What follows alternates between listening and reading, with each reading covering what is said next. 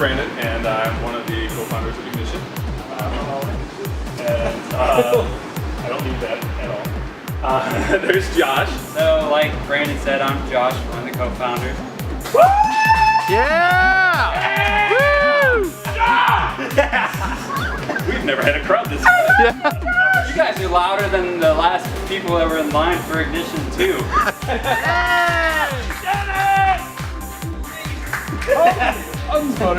Only a couple months ago, actually it was back in October, is when I actually started to work on real wood surfaces. It was always difficult because I was so used to working with something that was smooth, and I wasn't sure how to prepare pine and birch that I could draw on it. And the love of my life, Bonnie Wong, who could not be here today. Yeah! Not here, she gets applause. Yeah.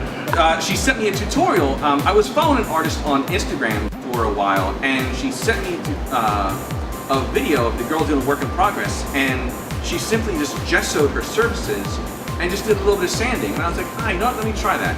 And with one coat, a little bit of sanding, I could instantly start working on it. So that's opened up different sizes, different shapes, the tone behind it.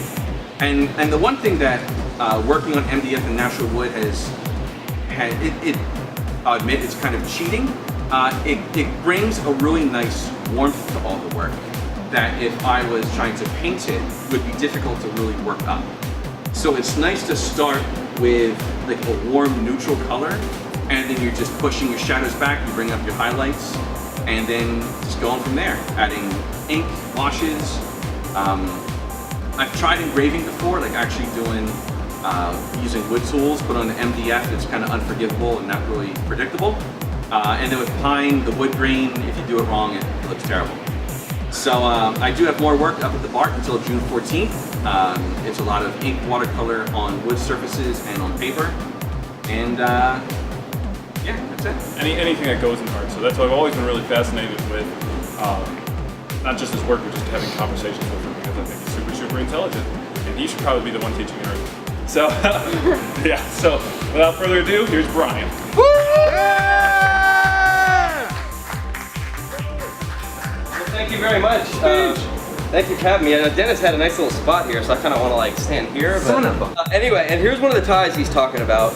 I do not make the physical tie by blank wooden ties, because years ago I was like, I want to have a unique tie for art shows. But something that can stir up a conversation, so I Googled it. Unique ties, wooden ties. I was like, sold. How I started was 2003. I started as a professional artist. I quit my day job, got with my wife. I was like, I'm gonna do this, let's do this. Luckily at the time, because I started as a children's publishing illustrator, and it wasn't all on wood. I was dabbling with some wood pieces here and there, but you can't really do the wood pieces for illustration because it takes too long.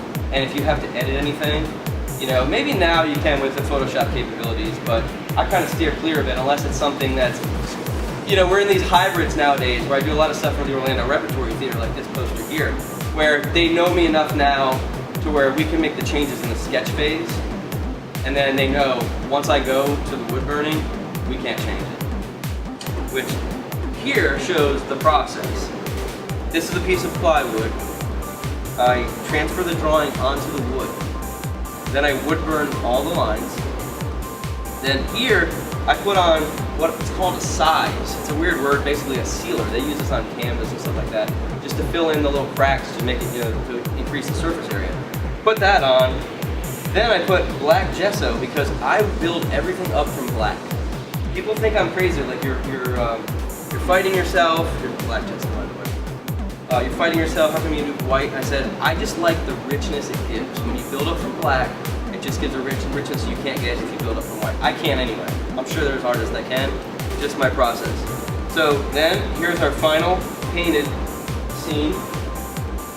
And on top of that, because I was talking about top coating, I like to brush on gloss varnish.